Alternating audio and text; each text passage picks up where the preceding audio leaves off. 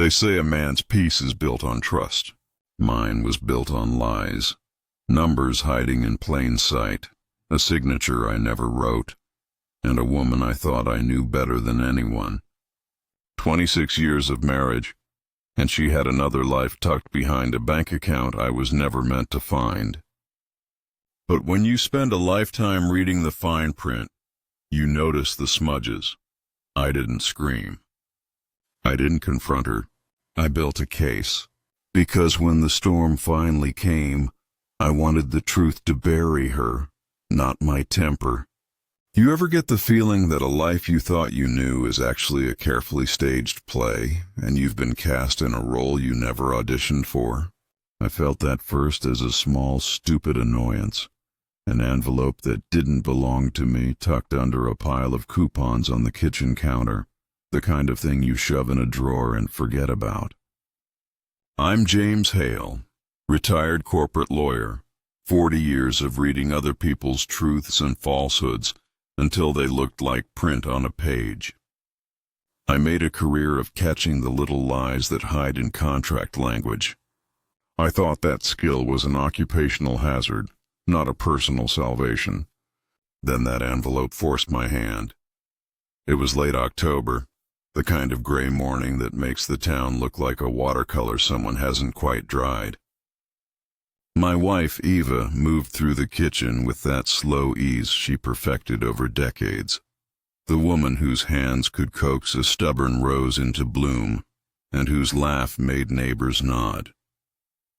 We had a life many folks considered enviable. The restored craftsman with the porch we'd sanded together, 2 kids living their adult lives 10 minutes down the road, an easy rhythm of dinners and small Sunday rituals. But the envelope looked official and out of place, a regional bank stamp I'd never seen on our mail. I set it aside without thinking twice. Sure, it was a charity solicitation or an old fundraiser notice. You learn the economy of questions when you live in other people's paper. The first question is cheap and breathy. Why? The second question costs something. A change in tone, a decision to engage. I chose the cheap path at first. I brewed coffee, read the paper, and let the day be. But the envelope sat there like an itch I couldn't scratch. By noon I had torn it open in the quiet of my office, something I still keep downstairs because paper matters when you're a man who once argued sentences for a living. Inside was a small transaction summary. Not for the garden club fundraiser Eva chaired, but for an LLC name I didn't recognize, followed by transfers that didn't line up with any of the charities I knew. The arithmetic on that page was tidy and chilling, deposits coinciding almost perfectly with client invoices to my old firm. Money coming in, money moving away. The sort of thing you might explain away once or twice, but not across months and years. There was a peculiar sensation, not of panic, but of focus, that settled over me. My hands were steady. A small voice that had sat in the back of depositions for decades whispered the right thing. Collect, document, don't react. Reacting makes things theatrical. Evidence in its patient rigidity is fatal to performance. I slipped the paper into a sleeve, pocketed it, and went about the outer day as if I'd misplaced a pen. Eva came home that evening, smelling faintly of the florist down the lane. She smiled and asked about my day. I nodded and said something banal. She asked about a plumbing problem I'd mentioned, and I solved it in 5 minutes. In the face of my outward ease, she relaxed and laughed in that small, contented way. Performance begets performance. The next week I found more slips. A check stub in with a receipt for supplies that didn't exist. A digital confirmation in the trash of a wire transfer to a numbered account. Small, everyday things that a man who knows how to read ledgers stitches into an ugly pattern. I started a file. Call it a habit. Call it a compulsion. The file grew. Screenshots, printouts, copies of emails that had been auto-synced to our shared printer. She thought she was discreet, but discreetness is different from invisibility. She relied on the kindness of assumption that I, who was absorbed in the loyalties of work and garden and comfort, would not notice that my client checks now had a second destination besides paying our firm. I had a friend, Mark, who is a CPA the way some men are born with calluses, honest, reliable, and a man who had his own ledger of favors owed. I took the matter to him with the casual gravity of a man who's learned that the first impression of shock is the most expensive. Mark read what I laid in front of him and did not raise his eyebrows. He said quietly, "You need to see the trail as a whole. Lawyers and accountants speak a similar language, dates, amounts, and channels. They built the skeleton of proof like carpenters building a frame." He came by that night under the pretense of having missed the old neighborhood poker game. He parked at the curb and came in with a thermos like a man bringing fuel to a stakeout. We did not break down the door. We built a map. Mark traced payments, hovered over routing numbers, and called in favors at the bank. There's a procedural slowness to these things that is both infuriating and useful. Banks cannot freeze accounts on a whisper, and auditors cannot publish findings on hearsay. The bureaucracy is glacial, but once it turns, it has the force of an avalanche. In the meantime, you arrange the pebbles so the avalanche will know where to fall. Living in the same house as the person you suspect of theft or betrayal is an odd sort of cruelty. You pass in halls you've walked 1,000 times, and each glance is its own small accusation. Eva noticed. Of course she did. Suspicion has a scent to it. Charm picks it up like a hound. Her calls became briefer. The envelope's placement changed, and she began leaving the room when her phone rang. But she is not a fool. If anything, she is clever in the resigned, practiced way of women who have learned how to make social life a currency.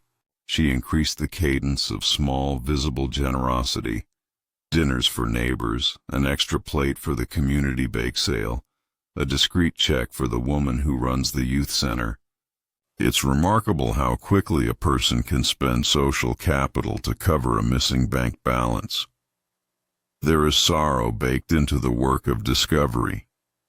You mourn twice, one for the theft itself, and two, for the betrayal's proof that someone you loved could recast your shared life as a ledger. I found myself in the garden at dusk pulling up stubborn roots while the weight of what she'd done worked through me. The soil under fingernails is a righteous place to think. Tactile, honest. I thought about the 1,000 little acts that had felt like care and realized some of them were transactions. The roses looked the same, but the hands that tended them kept different accounts. What I could not abide was the idea that she might slip away with what I had built, lightly and unnoticed.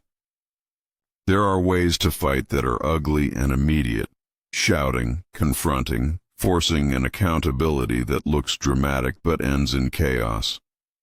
I had seen that performative justice in courtrooms, and I had never thought it convincing.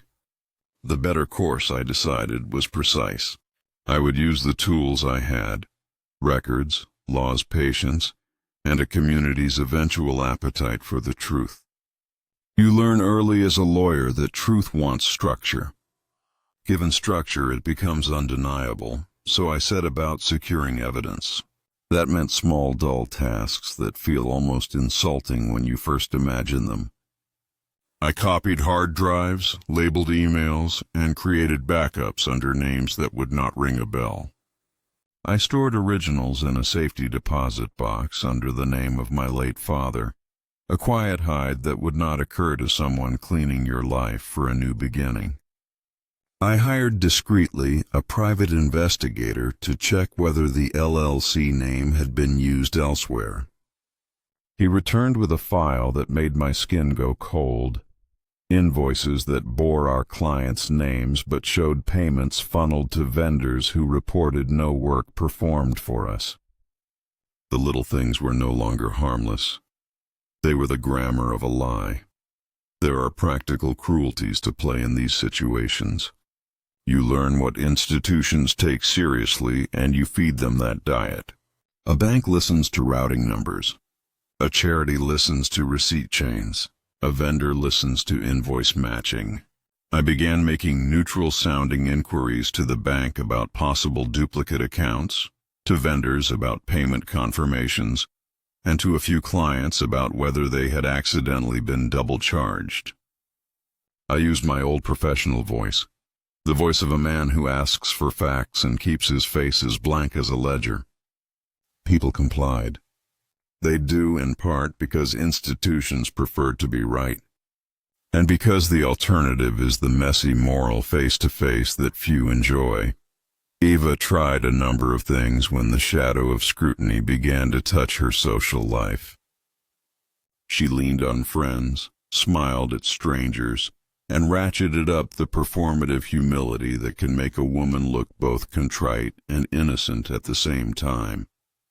She worked the charity board hard, arranging events so glossy that people forgave the cost of appearances. It was manipulative but practiced. She had a skill for making attention seem like generosity. The danger in such a plan is that built-in visibility is also the very thing that will expose the small mismatches when someone with a ledger looks close enough. I will not pretend the process was clean of feeling. There were nights I sat in the study with my hands folded over the binder of documents and wondered what the truth would do to my children if it came out wrong. My daughter, Anna, is a patient woman who loves her mother's dinners and visits the house as if it were a museum of family artifacts. I feared that when the world of facts came in, it would split her into inventory, mother and accused, daughter and judge. That fear kept me honest. I told Anna I was looking into an accounting discrepancy and asked her for nothing but presents. That was all she could give, and it was enough at that moment. There is a particular moral arithmetic to choosing procedure. You could go to her in a rage that would thrill the town and end disastrously, or you could assemble a dossier that would make legal and social corrective forces move in ways no amount of charm could blunt. I chose the dossier. Mark and I printed a tidy 3-ring binder with every transaction, matched date to date, connected invoice to deposit, and annotated where the money diverged. We made copies and stored originals in the box. We arranged witness contacts. A vendor who admitted in a whispered phone call that he'd been paid cash to avoid paperwork, a volunteer who recalled small payments that didn't match event receipts. Human testimony is messy, but it stitches oddly well with hard print, and yet, even as the practical wheels turned, a more private drama was playing in me.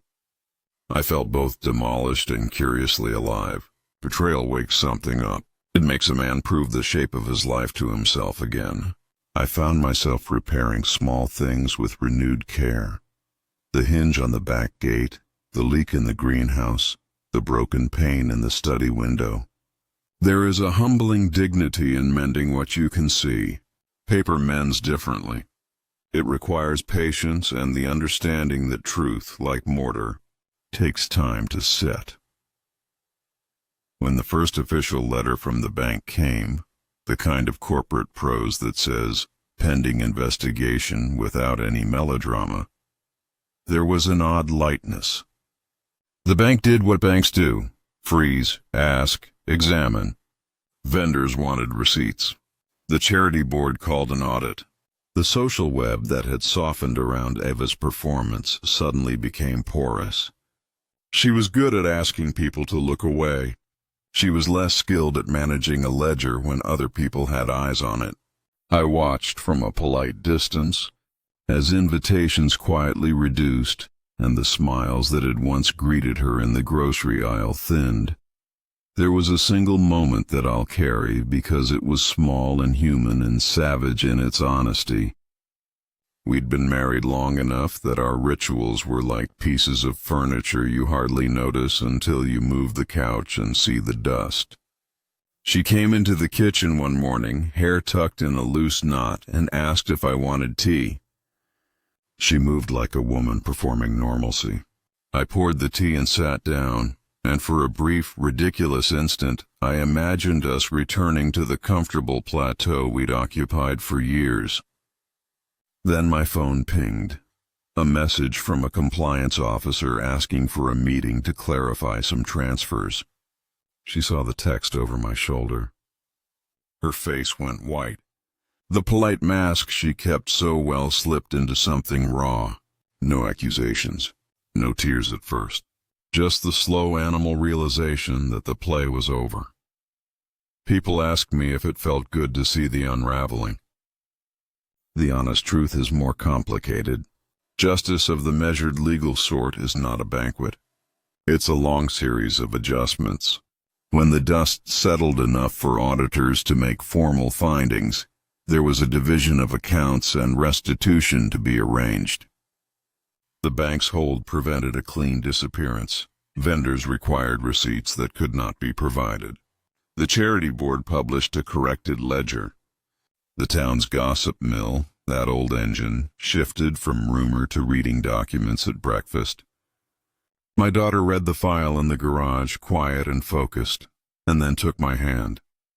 That felt, in a way, like a verdict more than any judge's stamp. If there is a lesson at the heart of this, it is that a man's power often lies in patience and the stubborn commitment to fact. You think vengeance is fireworks, it is not. It is a ledger, a safety deposit box in your father's name, a carefully annotated printout, a phone call to a reluctant witness. It is ordinary, prosaic, and therefore utterly crushing to those whose craft is to make ordinary things hide crimes.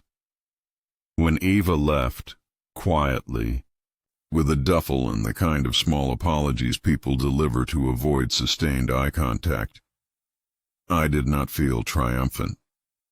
I felt cleansed in a sterile way, like a floor washed after paint has spilled. The garden still needed pruning. The gutter needed fixing. There were neighbors who refused to look at me for a while and then slowly began to nod again. The ledger reconciled. The house remained mine. The trust, fractured, began to heal at a pace that felt like patience rather than restoration. You ask perhaps in the end, what I want the viewer to leave with. Not a blueprint for retribution, but a testament to the boring, stubborn dignity of rebuilding. There is no final catharsis in smashing a life down. There is, however, a clean, pragmatic reclamation of what was ours. People who have spent a life in their work and their quiet rituals deserve at least the truth in their name. I did what that meant. I did it with the instruments I had, law, record, and the patience to wait until the evidence spoke louder than any charm. And if you ever find yourself with an envelope on the counter that doesn't belong to you, don't fling it away.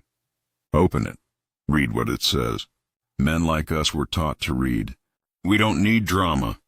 We need documents. The morning after the bank froze our joint account, I woke to silence that felt rehearsed. The kettle didn't whistle, the radio wasn't tuned to her usual station, and the smell of coffee was absent. I sat up and realized how loud absence can be. Eva's slippers weren't by the bed. Her phone charger was gone. She'd already made her first move. She left a note on the kitchen counter. Not the pleading kind, not yet. Just a neat little thing folded twice, written in the same hand she used for grocery lists. James, I'll be at my sister's for a few days. This stress isn't healthy. We can talk when you're calmer. The word had teeth. It painted me as the unstable one.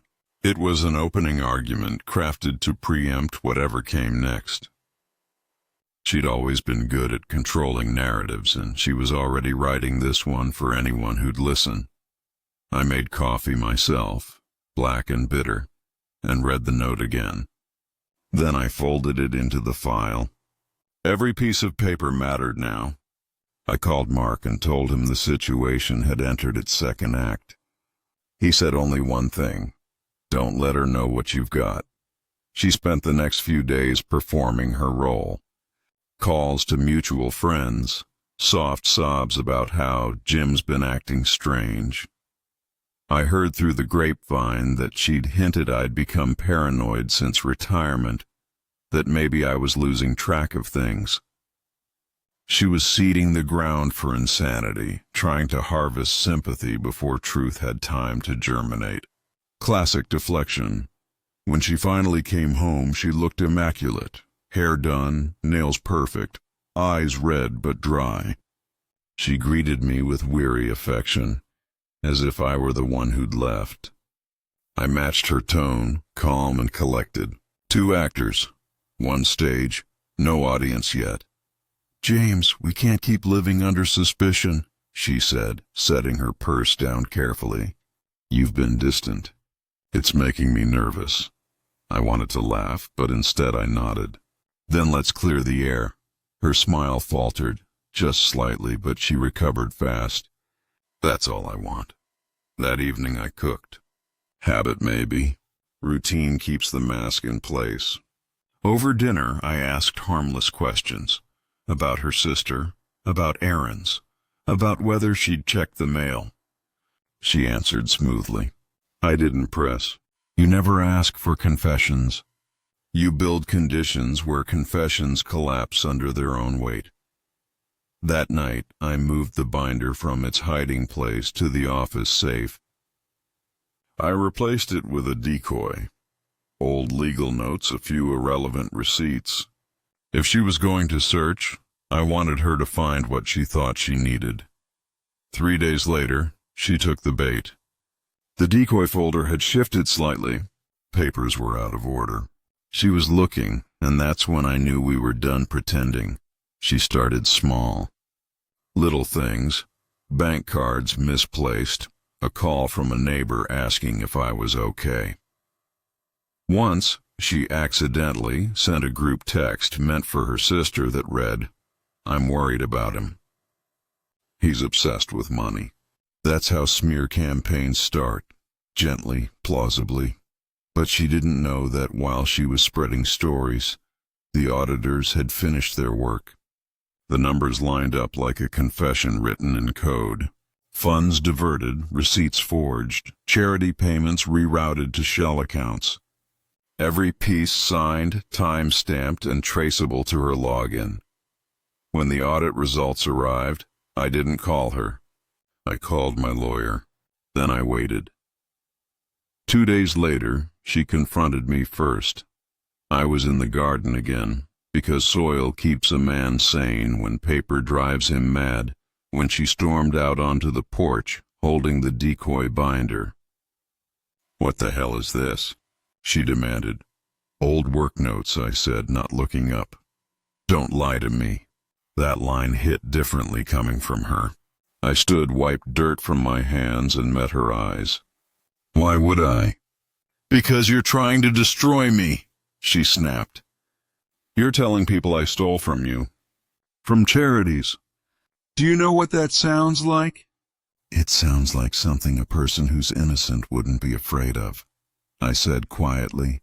Her expression flickered, rage, then fear, then a sudden, calculated calm. "You're sick, James. You need help." There it was, the pivot. She decided to pathologize me. She wanted to turn the story into husband loses mind. I'd seen it coming. That's why I'd already spoken to our family lawyer, preemptively filing a request for financial separation and forensic accounting under both names. The petition was public record. The moment she made her accusations, they'd bounce off the wall of documented fact. She realized it too, when the sheriff's car pulled up 2 hours later with a courtesy notice. Property review pending due to joint account discrepancies.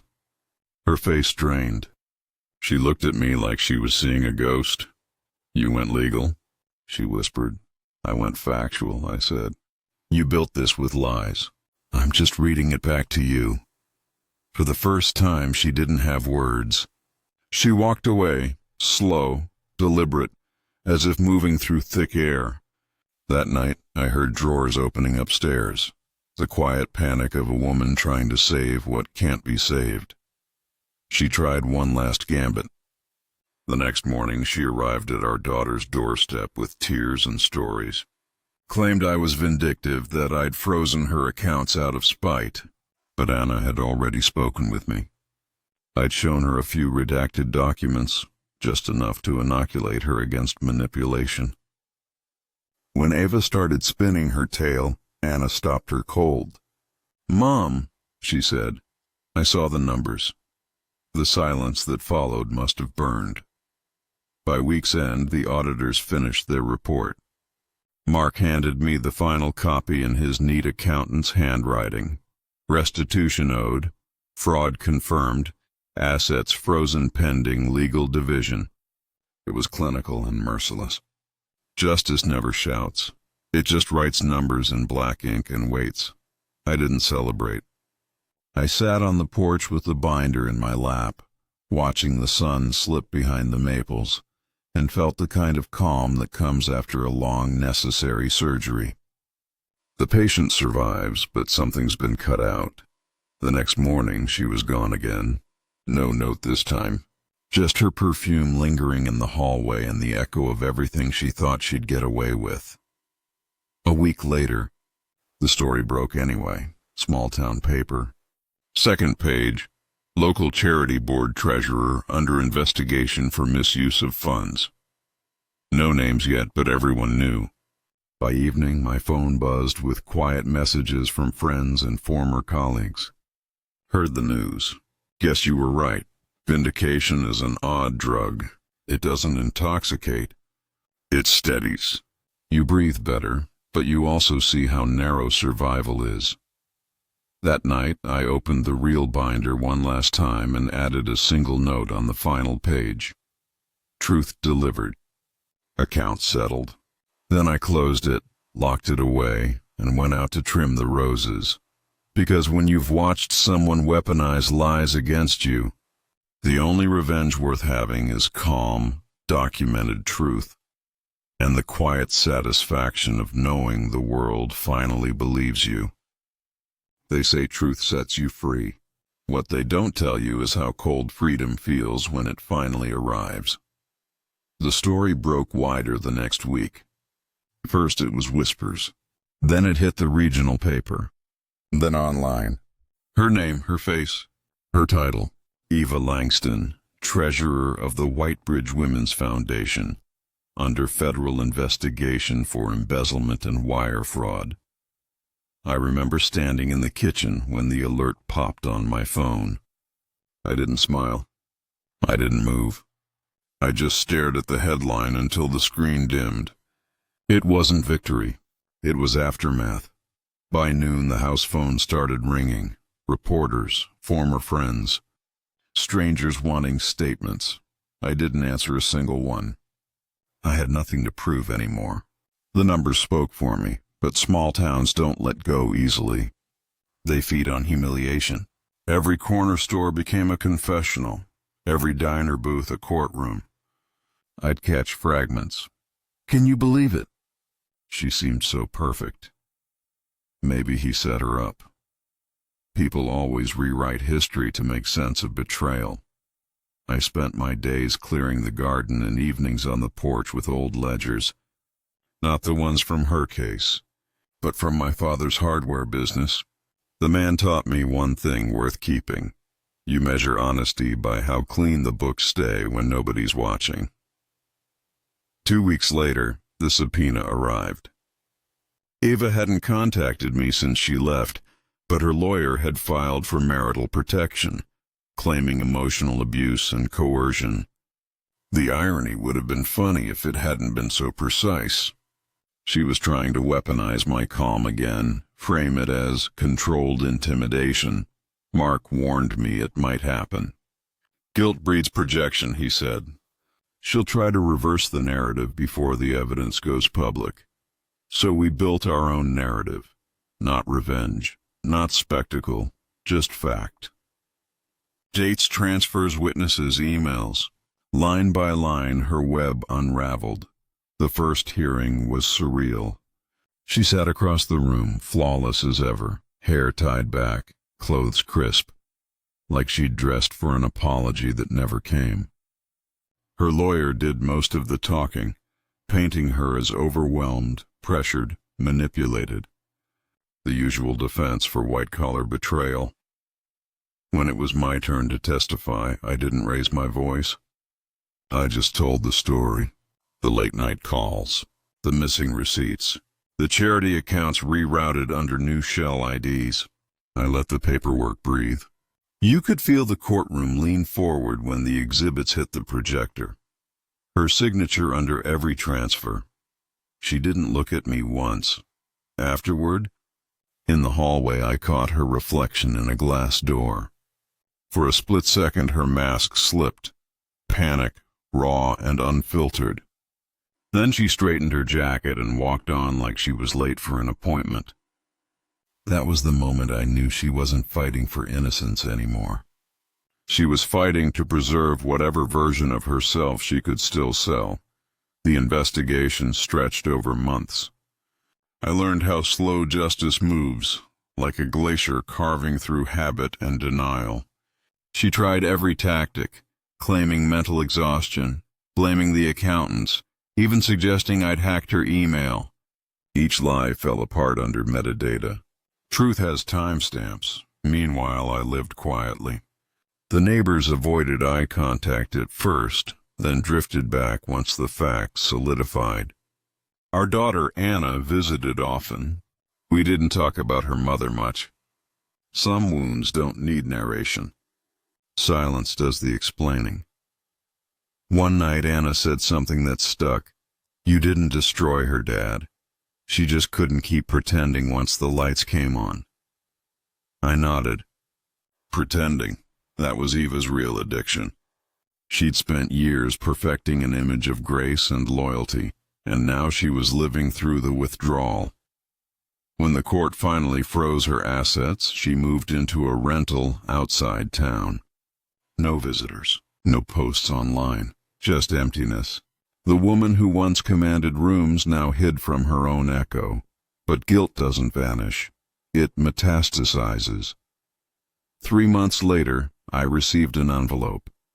No return address, just my name in her handwriting. Inside were 2 things.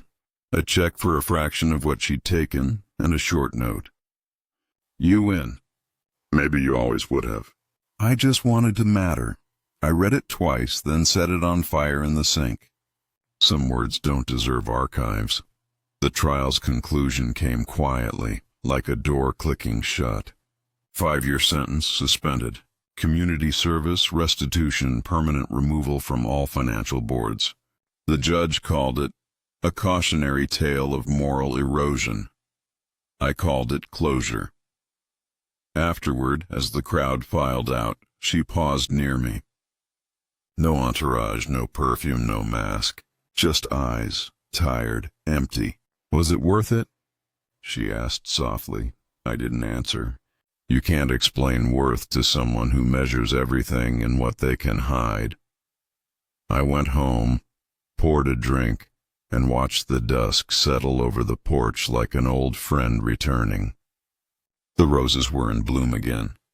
Funny, the last thing I'd trimmed before everything fell apart. For weeks, I waited for the feeling of triumph. It never came. What came instead was quiet, the kind that hums between old walls when ghosts finally stop pacing. Some nights I still catch myself expecting her keys in the lock, her laughter from the hallway, her perfume in the air. Habits outlive love. But then I remember the numbers, the lies, the slow theft of years disguised as devotion, and I breathe easier. Truth doesn't set you free. Not really. It just unchains the parts of you that stopped believing in yourself. Now, when I walk through town, people nod differently. with that subtle mix of respect and guilt that comes from realizing they doubted the wrong person. I don't need apologies. Their silence is enough. Eva's name still pops up online sometimes, usually tied to charity ethics panels or financial conduct discussions. She's become a cautionary link people share under headlines like, "How Trust Turns Toxic." Maybe that's her legacy now. Maybe it's mine too. I've started teaching evening classes at the community college. Personal finance and accountability. A few students know the story. Most don't, that's fine. I'm not here to relive it. I'm here to make sure no one else signs away 20 years to someone who smiles while keeping score. Every so often, when a lecture ends and the room empties, I linger by the whiteboard and think about everything that's gone. The marriage, the illusion, the quiet mornings before suspicion set in. And then I think about everything that survived. My name, my sanity, my daughter's trust. Those were the only accounts that ever mattered. And this time they balance perfectly. It's strange how silence can sound different once the storm is over. For months it used to feel heavy, like a punishment. Now it feels earned. I moved out of that old house last winter. It wasn't a decision made in anger, just necessity. Every wall still whispered her name. Every drawer, every corner held some echo of a life that was half mine and half lie. I sold it quietly. Didn't even drive by when the new owners moved in. I just left the keys on the counter, walked out, and didn't look back. I found a small place near the lake. Nothing fancy, just wood, stone, and enough room for peace.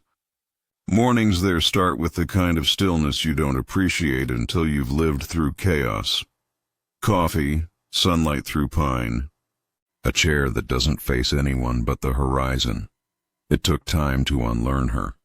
To stop checking my phone every time it buzzed.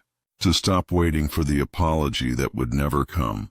But healing isn't a finish line. It's the quiet realization that you no longer need the apology to move forward. Anna visits often. She's studying psychology now. Says she wants to understand people, why they do what they do. Sometimes when she talks about her classes, I catch her watching me like she's still trying to decode her mother's choices. I tell her not all puzzles need solving. Some just need setting down. I didn't tell her about the call. It came 3 months ago, late evening, just as I was stacking wood by the fire. Unknown number. Against better judgment, I answered. It was Eva. Her voice, softer, slower, almost fragile. She said she was working part-time at a bookstore in another state. No friends, no family nearby. Just time and regret. I wanted to say sorry, she whispered. Not for what happened. I know you don't need that. But for who I became, I didn't know what to say. I could hear her breathing like she was afraid I'd hang up. Then she asked, "Do you hate me?" I told her the truth. No. Hate takes energy. I stopped spending it on you a long time ago, she cried quietly. Then she said, "You always knew how to survive." I never did. And that was it. No goodbyes, no closure speech. Just the click of the line ending. For the first time since all this began, I felt nothing. Not rage. Not pity, just release. I didn't call her back. Some doors aren't meant to be reopened, no matter how softly someone knocks. Now, when I walk into town, the old rumors have faded into nods and quiet respect. The stories become folklore, another small-town tragedy wrapped in moral lessons and half-remembered facts. People love stories about monsters, but they never admit how ordinary those monsters look in daylight. I don't need revenge anymore. The world took care of that for me, with exposure, with consequence, with time. All I wanted was balance, and I finally have it. On the anniversary of our trial, I went back to the spot where I first caught her lie. The park bench near the bank where she'd sat smiling on the phone, saying she was donating to the shelter. I sat there again, same breeze, same shadows. But this time I smiled too, not out of bitterness, but because I finally understood something. She hadn't stolen my trust. I'd given it freely. That was my choice, my mistake. But learning to trust again, that would be mine too. And this time, I'd do it on my own terms. When I got home that night, I opened my father's old ledger. There were still blank pages left, yellowed but untouched. I wrote a single line across the top, debt settled, account closed, and for the first time in years, my handwriting didn't shake. The world outside my window shimmered with the orange light of a fading sun. I could hear loons calling across the water, a low, mournful sound that somehow didn't hurt anymore. I raised my glass to the horizon, not to her, not to revenge, but to endurance, to surviving the fire and coming out clean on the other side. People always talk about closure like it's something that happens to you. They're wrong. Closure is something you build, one quiet, honest day at a time. And as the last of the daylight slipped behind the trees, I realized I wasn't her victim anymore. I was my own witness.